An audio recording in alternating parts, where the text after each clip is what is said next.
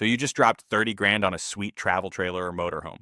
You're dreaming about those long weekends in Big Bend, or maybe 2 weeks in the Colorado mountains without ever plugging into shore power.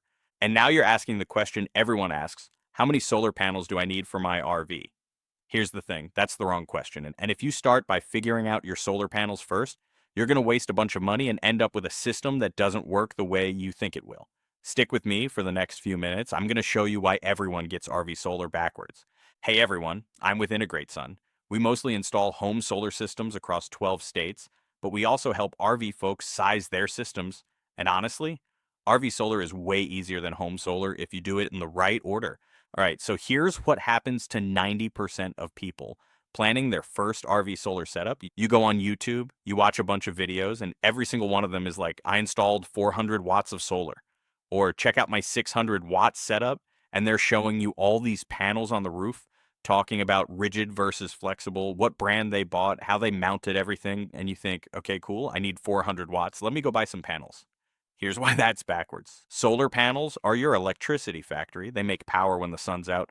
But your battery bank, that's your electricity warehouse. It stores the power so you can use it at night on cloudy days or when you're parked under some trees.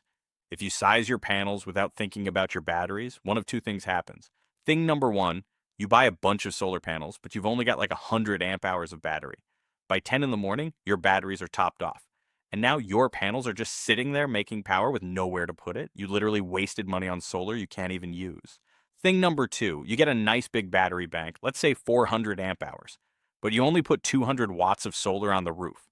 Your batteries drain overnight running your fridge and your lights, and the next day, your wimpy little solar array can barely get them back to 50% before the sun goes down again.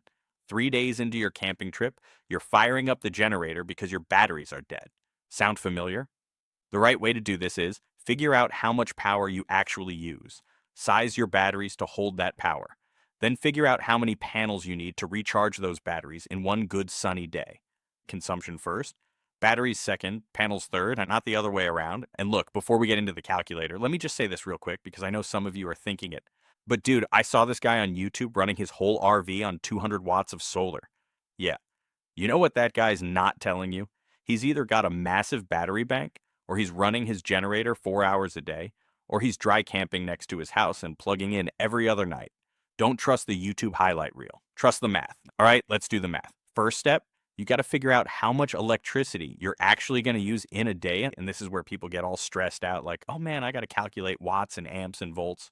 Relax, it's easier than you think. Here's what you do. Make a list of everything in your RV that uses power. And I mean everything. Your fridge, your lights, your water pump, your phone chargers, your laptop, that little 12-volt fan you bought at Walmart, your TV if you're one of those people who brings a TV camping, no judgment. For each thing, you need two numbers. How many watts does it use? Check the label or Google it.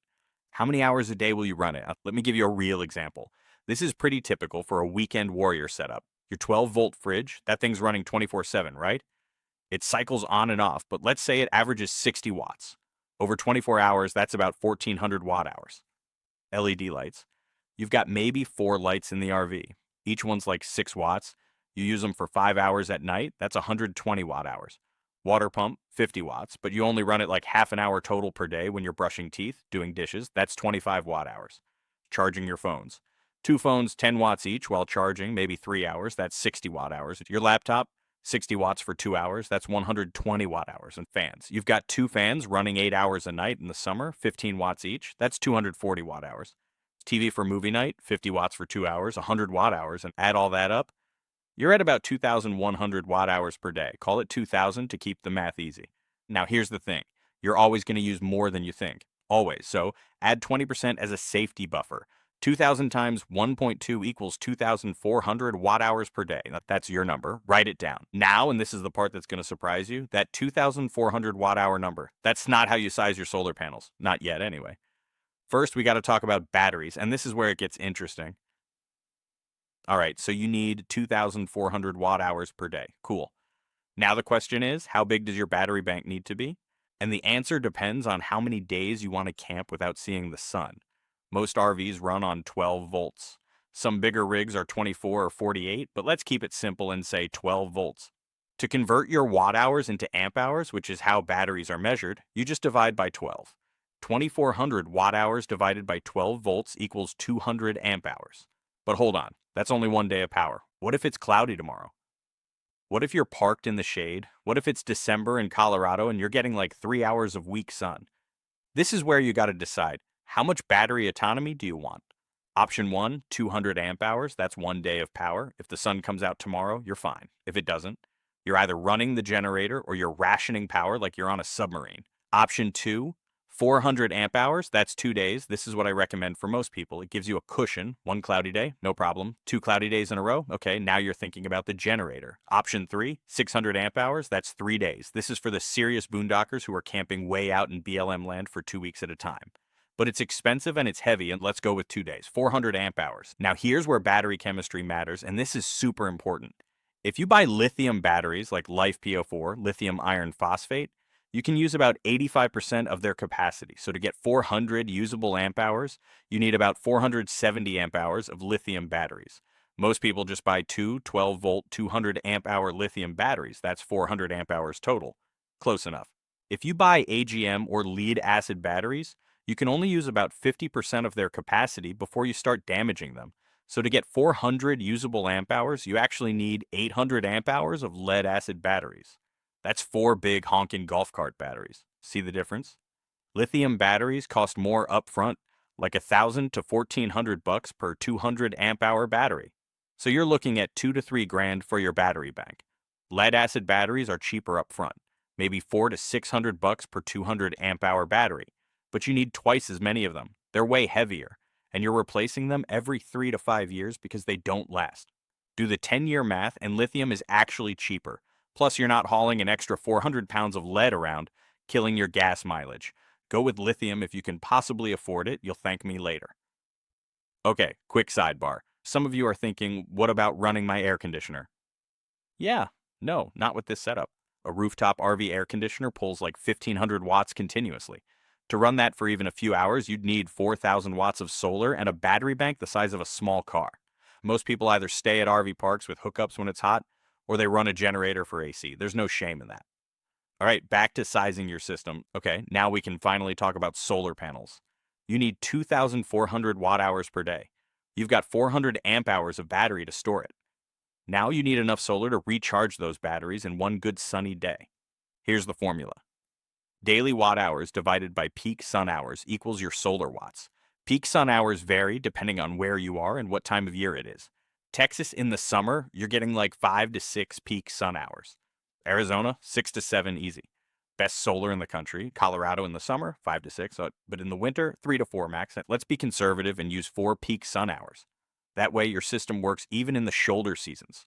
2,400 watt hours divided by 4 hours equals 600 watts of solar. But wait, there's always losses. Wiring resistance, dust on your panels, your charge controller's not 100% efficient. So add 25%. 600 times 1.25 equals 750 watts. Round up to 800 watts to be safe. So that's 4 200-watt panels. Or 2 400-watt panels if you want the newer high-efficiency ones. That's it. That's how many solar panels you need. Not some random number you saw on YouTube. Not as many as fit on the roof. The actual calculated amount based on your power usage and your battery bank. And here's the cool part. With 800 watts of solar and 400 amp hours of battery, you can camp off-grid basically forever as long as you're getting decent sun. Even in winter. Even in cloudy conditions, you'll usually get enough to keep your batteries topped off if you're being halfway reasonable with your power usage. Last piece of the puzzle, your charge controller. You want an MPPT charge controller, maximum power point tracking, not a PWM. MPPT is like 20 to 30% more efficient. It's worth the extra money. Sizing it is easy. Take your solar watts, divide by your battery voltage, and multiply by 1.25 for safety. 800 watts divided by 12 volts times 1.25 equals about 83 amps. So you need a 100 amp charge controller. Victron Smart Solar is like the gold standard. 350 bucks. It's got Bluetooth monitoring so you can check your system from your phone. Super cool. Renogi makes a 100 amp controller for like 250, 300 bucks. That works too. Solid budget option. Don't cheap out and get some no-name Amazon special. Your charge controller is the brains of your system. Spend the money. All right, let's wrap this up. If you're sizing RV solar, remember this. Start with your power usage. Size your batteries. Then figure out your panels in that order. Don't just throw panels on the roof and hope it works. I made a free Google Sheets calculator that does all the math for you. You just type in your appliances, how long you run them, and it automatically calculates your battery bank size, your solar panel needs, and what charge controller to buy. Links in the description. Grab it, it'll save you a ton of time and probably a ton of money. And if you want to talk about home solar, whether you're in Texas, Arizona, Colorado, or any of our other 9 states, there's a link for that too. We'll show you what it would cost and what it would save you. Thanks for watching. If this helped you figure out your RV solar setup, smash that like button and subscribe. We drop new solar videos every week. Got questions about your specific RV? Drop them in the comments. I actually read them and I reply to pretty much all of them. Happy camping, and I'll see you in the next one.